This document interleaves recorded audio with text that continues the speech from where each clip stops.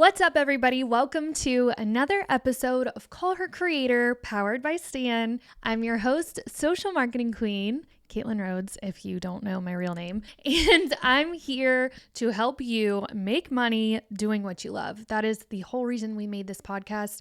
I don't want you to ever feel like you are stuck in your 9-to-5 and there's not something else out there for you, because there probably is. So today we're going to be talking about Instagram growth trends that are blowing up right now. I've told you guys in recent episodes that Instagram is the reason I was able to leave my 9-to-5. So I'm going to teach you what I know so that you guys can do the same. In today's episode, we're going to discuss the importance of user-generated content, building a community over a following, what formats are getting the most love from the algorithm, and so much more. So stay tuned. All right, now before we get into the episode, I like to give you guys an update on what's going on in the social media world. And I found a really cool update today regarding Instagram and Instagram Lives. So anytime there's an update on Instagram, a specific update like this, for example, is specific to Instagram Lives, I want you guys to take advantage of that and hop on whatever they're doing if you have it. The reason being, if they're updating something and giving a new feature,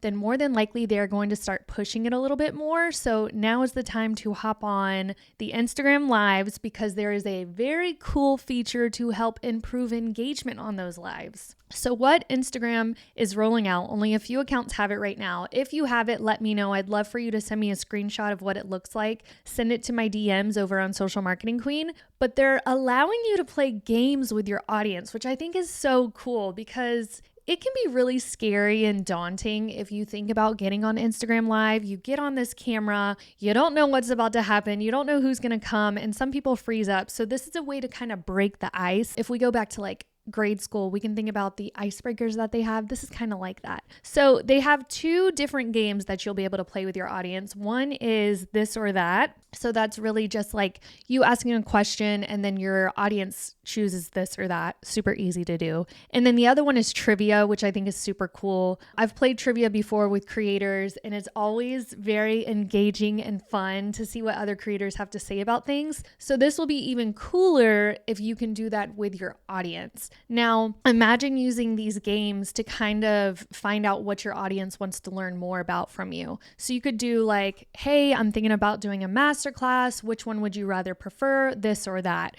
And you can kind of dive deeper into what your customers actually want from you. I do think that is one of the most underrated, strategies that you could really do for your business, is to actually gauge your audience and find out what they like. I know that Lo talks about this a lot over on Stan. You don't want your strategy to be based on what you want. You need to find out what your audience wants, and that's how things are going to perform better. So I think this is a really cool update. I love that for Instagram Live. I want to get back on doing Instagram Lives more. I know like a year ago, I was trying to do them on a weekly basis, but obviously things happen, business grows, you find yourself doing other tasks. But if you are just getting started and you've never done Instagram Lives before, not only will they help you gauge what your audience wants and they'll help you to, nurture that community more, but they also are a good tool to help you grow on Instagram.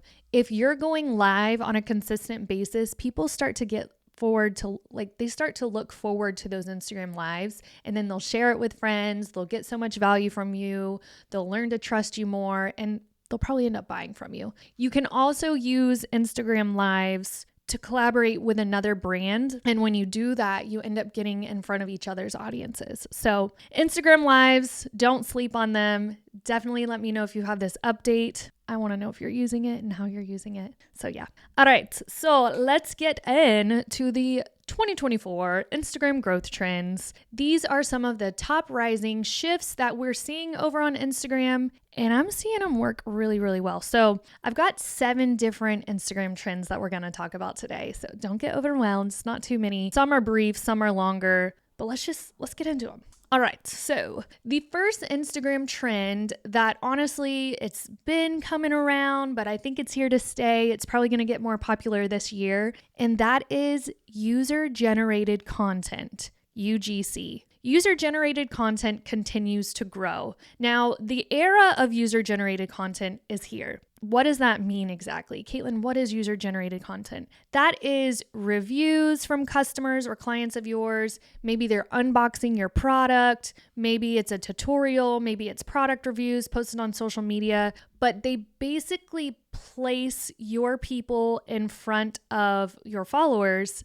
and kind of help build that trust between the two of you. Now, as a creator, how can you use user-generated content to help you grow? First and foremost, asking for reviews is always the easiest way to get user-generated content for your profile. Now, you could simply screenshot reviews over on Google or your website, wherever people leave you a review. But I personally like to reach out to my clients and customers and say, hey, I want to feature you on my Instagram page. Can I get a video of you? Sometimes people are like, heck no, I'm not getting on video for you. But other times people are excited to get in front of your audience and they want to share the goodness that you're bringing to them or their business. So it's easy for them to give you a yes. You can also, tell a story about a past client. So you don't exactly need them to do a video for you, but you could maybe ask, like, say you're a realtor and you help someone buy a new home. You could always ask them to take some snapshots of them at the house enjoying their new home or their new backyard.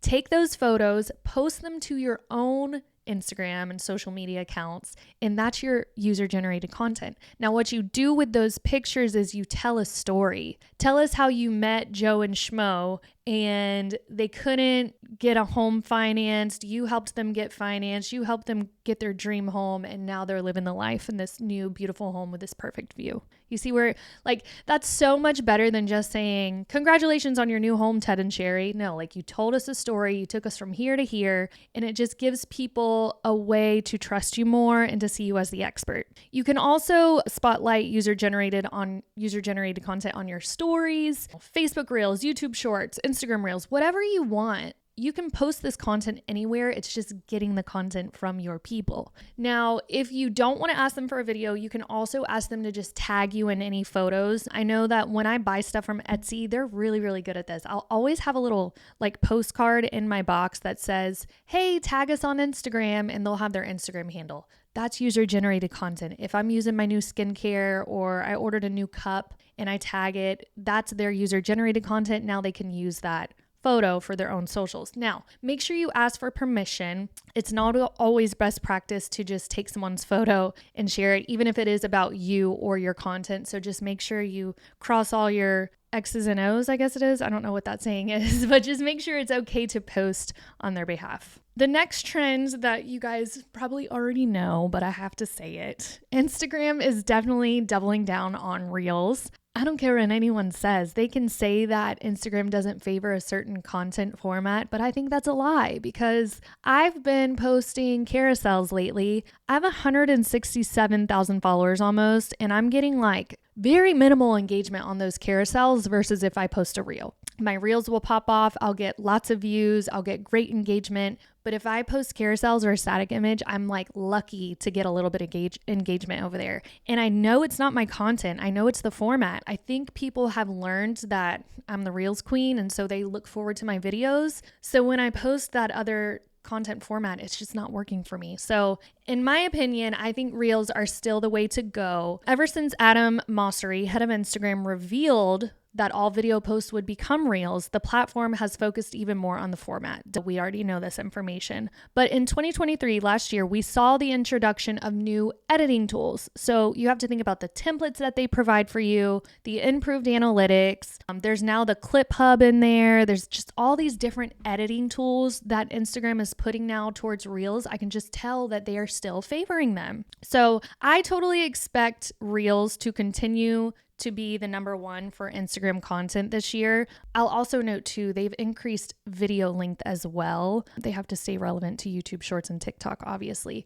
But with these updates and with these continuous new features and ways to use reels and edit them, I just think that is Instagram's way of saying, hey, this is our baby. We're going to continue to work on it for you. Here, please use this type of content. So that's reels for you, doubling down on reels. The next trend that I know it works already and it's continuing to work, and this is something that will help you grow on different social media channels, is two-way engagement. That means someone leaves you a comment, you reply back, you give back. Now, social platforms are getting smarter, okay? Their algorithms are favoring organic, natural engagement. So they're watching when people comment on your content. They're watching if you don't reply back. They're watching if you just post and ghost. So you need to make time for the app. Make time to engage with others. This can be commenting on others' posts. This can be replying to their stories. It doesn't have to take you, an hour a day to get your engagement out there. It could take you a simple 15 minutes. Now, the way I break up my 15 minutes is I spend about 5 minutes replying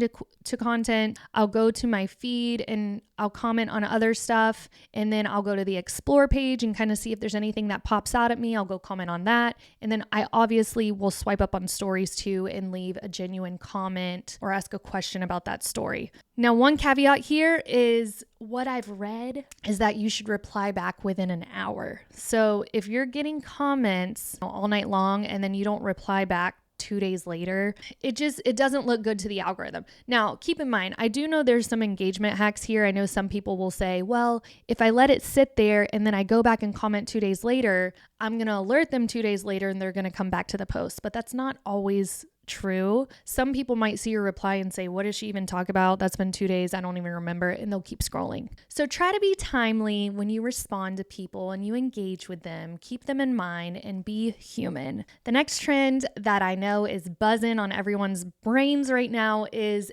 SEO. And SEO is going to take center stage on all social media networks if it already hasn't. Now, a strong Instagram SEO strategy, search engine optimization, if you're not sure what that word means, is one of the best ways for you to increase your discoverability on the platform. So there's a couple ways to utilize an SEO strategy. One is obviously write a caption with descriptive words, keywords that make sense for your industry. Obviously, you want to tell the story of what the post is about, but when you are writing that caption, just be cognizant of your keywords. What I mean by this is sometimes when I'm lazy, I'll post a reel and my caption might just be something like, can you relate? Which is not SEO optimized. Now, if I were to say, can you relate, ? And then go into detail more about what the post is about, maybe I'm talking about trending audio and I just give them a couple quick tips of trending audio and how it works and why they should jump on it. I'm using that keyword trending audio in my caption. So that's helping the algorithm to understand what my content is about. That way, when someone goes to search trending audio, guess what? The algorithm has been crawling my content because that's what I'm posting about, and it sends it over to them so that they see my post. Other ways to take advantage of SEO is one, add keywords to your Instagram profile. This might be your username. It's definitely going to be your page name. So there's two different things here. There's a username and then there's your profile name, page name. Username is your little handle, the @socialmarketingqueen. That's my username. Now I was smart here and I put social in my name on purpose for keyword for SEO. And then for my page name, I have Caitlin Rhodes /social media agency because I want people to think of me when they are searching for a social media agency to manage their social media accounts. So I'm very smart and strategic with my search optimized words on my profile. You can also include relevant hashtags to your posts. That's great for SEO. Side note here, I do know that Instagram was testing limiting hashtags on posts. So some people are only able to add up to 5 hashtags right now on their Instagram post, which is wild, but kind of cool and will work in our favor, honestly, because I don't post all 30 hashtags all the time. Sometimes I can only think of 5 and I post on the fly a lot of the time. So I think though that the reason they are nailing down and shortening the amount of hashtags that you can put on your posts is because there are so many people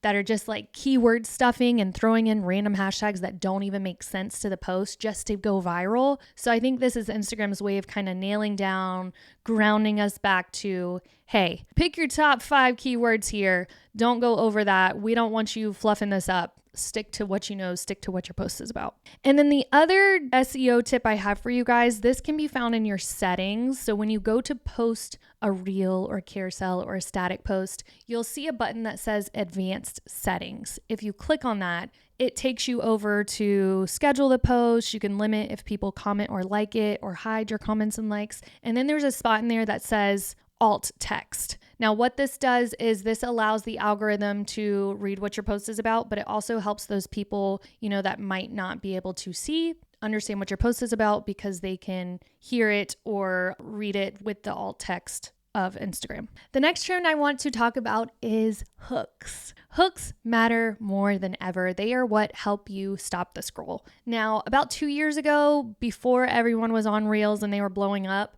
hooks weren't too much of a focus. Like, they still were, but at the same time, there wasn't so many Reels bombarding us all the time that we might, give you a little bit of our attention more. Now, with Reels just blowing up and everyone's jumping on them, you have to stand out. And the best way to do that is to write an intriguing hook that is going to stop the scroll. So here's what I tell people when it comes to hooks. If you can't answer within 3 seconds why a random person scrolling Instagram should stop and watch your content, you're going to instantly use them. So that's what you can think about when you are writing your hook. What's going to stop the scroll? What's going to make them stop and read this and say, wait a minute, this is speaking to me. Let me continue to watch this. So I want you guys to spend time on your hooks. The cheat sheet here is you could always go to ChatGPT and ask ChatGPT to write you down some hooks. Now, when you do that, you have to be extremely specific for ChatGPT, because he can still give you pretty generic hooks. So you're going to have to tell him who your target audience is, what pain point you're trying to solve,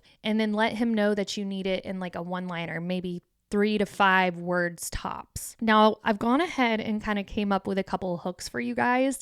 These are tried and tested. I want you to write these down, please. If you're driving, take a mental note, but if you're at home listening to this or at the office, write these down and please use them. They work. The first one is what if, for example, what if I told you, and then you put in, what if I told you you could grow your Instagram in 30 days using this simple trick? Can you imagine? Ever wish you could? Have you ever thought of? Have you ever noticed? Have you ever wondered how to grow in 30 days? Did you know this one trick will make you grow in 30 days? Do you want to lose weight before summer? Can you guess which food group I avoid to lose weight? I've gotten X results with this one trick. So these are all hooks that you can fill in. Obviously, that was just the start of the hook. You'll have to put in what your content is exactly about. Please be niche specific. Please be SEO, keyword specific. Think of a word that is kind of like a pain point that's going to make them stop and think, oh my God, this was made for me. Hopefully those little hook ideas give y'all some inspiration there when you're coming up with your Reels hooks and even your carousels. The next trend I want to talk about is your community over your following. I know vanity metrics mean a lot to us, growing our following. When you get all these followers, you feel cool, but what's cooler is growing an actual community that respects you, believes in you, and buys from you. I should trademark that. Respects, believes, buys. RBB. Respect, believe, buy. Oh my God, I'm coining that. So you want to build a community that is going to trust you. And with the introductions of new features on Instagram, like maybe you use the close friends feature or the broadcast channels, those are a way for you to really nurture and build that audience that you need. I truly think y'all should prioritize one of these options for 2024, whether it's the close friends option or the podcast channels. I'm going to talk to you guys about the difference in the two of them. But what you need to think about here is exclusive content, something that they feel special when they see it. So the first one is close friends. Now, the close friends feature, when you use that, say you use the close friends feature and you post a story, that story then goes green. It's a green circle. And you get pushed to the front of the line on stories. So it's like this big deal when you add someone to your close friends. So 1, they feel special. 2, they're going to see that green circle around your face, which they're probably not seeing anywhere else because people don't post a lot of close friends content. And with that, there's a realtor, Dan the realtor. I love him. He posts a lot of close friend stuff. I think he does it. I don't know if he picks a specific day, but I feel like it's like every Friday he'll do something for his close friends, and he added me to his close friends. But it'll say something like, "Hey, green circle people," and then he gives me like some motivation for the week, and I always enjoy it. It always makes me feel special because I'm like, wow, he put me on his close friends. I must mean something to him. So I think with the community that I'm talking about and people, seeing you put them in this special box, it makes them feel special and it makes them want to interact with your content. The other side of that is broadcast channels. Broadcast channels were being pushed very, very hard a couple months ago. I remember when they first came out, I got invited to so many broadcast channels. It honestly turned me off and it made me not want to make my own broadcast channel, which I kind of am kicking myself in the butt for because I do believe that there's something that Instagram wants to push. Now, with broadcast channels, you basically invite someone to this special channel, which is basically a DM. It's a direct message group that you have. And then you can post content in there, but they can't respond. So it doesn't get muddied up with, a bajillion people commenting and replying to whatever you're posting, but it's a way for you to post something and know that it's going to get right into your customers' direct messages, and it's not going to get muddied up by all the noise of other people. They're just going to see what you have to share. Now, a couple tricks that I've noticed with other broadcast channels that I'm in and what makes me want to stay in another broadcast channel. First is, don't just share the content from your feed over to your broadcast channel. That gives me zero reason to stay in your broadcast channel if I can just go see the same content over on your Instagram profile. Don't want it. So make sure you are sharing exclusive content. For a social media manager, that might mean you're sharing exclusive trending audio. Maybe you're seeing trends happening over on Instagram that you want to talk to them about, but you're not going to share it on your regular profile. Exclusive content like that. Let's say you are a realtor and you add people to your close friends, and what you do in your broadcast channel is you talk about local events that are happening in the area. You set yourself up as the local mayor of your city, and they know that when they join your channel, they're going to get updates on what's going on in the city. Another example for this, let's say you're a mental health coach and you want to give exclusive meditation, mini meditation sessions. So your broadcast channel could be these intimate meditation sessions that are just for you and the people that are in your channel. That kind of also gives them a taste of what you have to offer and might help you to sell more of whatever you're selling because they're getting to experience it in your broadcast channel. Some other examples, maybe you're a food blogger, creator, and you share special recipes in there, or maybe you share behind the scenes, like,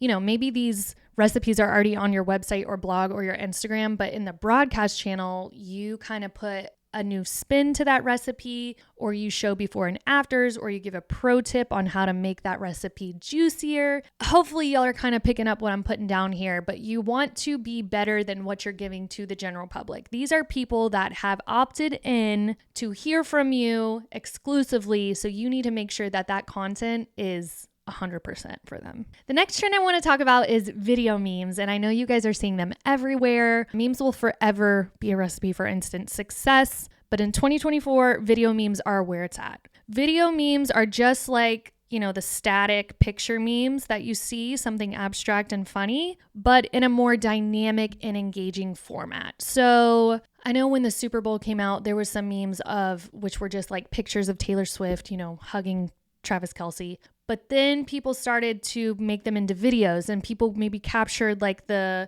think there was a clip of Taylor Swift running to Travis and hugging him, and then people were putting their own little flair on it with the text overlay tool. But these kind of memes videos are going off right now. They're actually one of our favorite types of content that we share in Club Influence, my membership that I offer. They're a recipe for success. They're relatable. Typically, people can recognize who's in them, and they're funny. They're usually on trend, and they're just a way for you to kind of foster that connection that you have with your audience. Now, if you're not a designer and if you're not in Club Influence getting the templates from us, we make some really cool templates out of Canva. You can always download CapCut. CapCut is free, and there are pre-made templates for you to use that are meme-worthy. They're popular. The cool thing with CapCut too is when you're scrolling through the different templates that they offer you, you'll recognize some of the faces that you see in there, but you'll also see some of the top trending ones in CapCut as well. And what I love about CapCut is you don't have to do any fancy editing. What you do is you pick whatever template you want to use, and it'll just say something like add media, and you'll either add a photo from your camera roll or a video, and then CapCut does all of the editing for you. So then you'll just need to save it to your phone and then share it over on Instagram or TikTok with some trending audio to get it out there in front of more eyes. Love CapCut. Some other tools for this. Again, I told you guys we make Canva memes. There's a little tool in Canva called, I pronounce it Giphy, but it allows you to kind of search up any Giphy that you've ever seen. You can type in Taylor Swift or Britney Spears or Kim Kardashian, whoever you want. And there's a lot of different clips for you to use. And what we'll do is we'll drag that video over and then we'll put, the text, we'll leave space for the text overlay so that you can make your hook or something relatable there for your community to read, see, relate to, and maybe buy from you in the future, or at least start following you. Another reason I love video memes is because they tend to go viral. Again, I think this is because people recognize the faces. It's typically celebrities or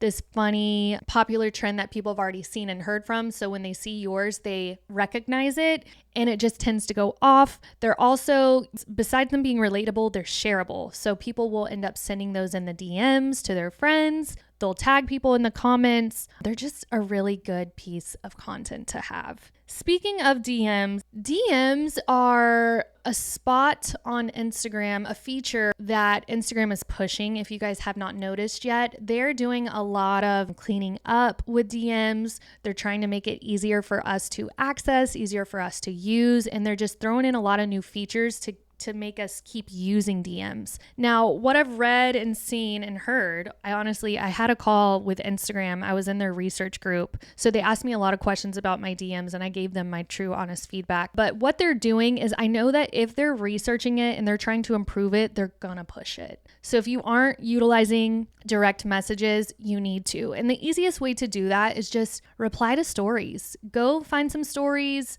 Go find someone that you already follow and reply to them, give them a genuine content about whatever the post was that they shared about. You can also send posts to some friends, but just get in the habit of using DMs. It's a feature that Instagram wants us to pursue and use. And again, I told you guys at the beginning of this episode, if they're pushing a feature or they're updating it, that means it's going to get priority and you need to be an early adopter and jump on it. All right, that is it for today's episode. Now, I want you guys to get excited because I have an upcoming episode that I'm really excited to share with y'all. And it's going to be based around creator burnout. Now, what I'm seeing in the DMs, and I'm hoping that if you're listening to this, please go send me a DM and let me know what kind of content you want me to talk about or teach about. What I've been getting lately is that either people are feeling burnout or they don't know how to manage their time good, or they don't know how to batch create. So I'm basically going to be focusing on the pain points that we creators face during our solo journey of content creation. So we're going to be talking about time management, batch creating. I'll talk about some AI tools I use to save me time, and we're just kind of going to get into it. Now, I guess I'll leave you guys with a bit of advice before I end this episode, but as a creator, it can be really lonely because this is kind of like entrepreneurship. It's a solo journey for us. So I know it can be lonely, you know it can be lonely, but it is very rewarding. We all know that you can make a lot of money doing this. You can fill up your cup because you are following your own passions. So even when you are starting to feel those feelings of burnout or sadness or overwhelm, just know that you took a really big step in your life to better your life, better the lives of your children or your family. And it's not for the faint of heart, but it is so worth it. So don't give up on me. If you enjoyed this episode today, please leave me a review or just download my podcast episodes. That is the best way for us to measure the success of this podcast, is if you guys are downloading it. And of course, I'm going to ask for you to please send this episode to a friend if you found it helpful. I want to get in as many people as possible to help grow this podcast and help other people make money doing what they love. So I'm Caitlin. Thanks for being here. Social Marketing Queen is out.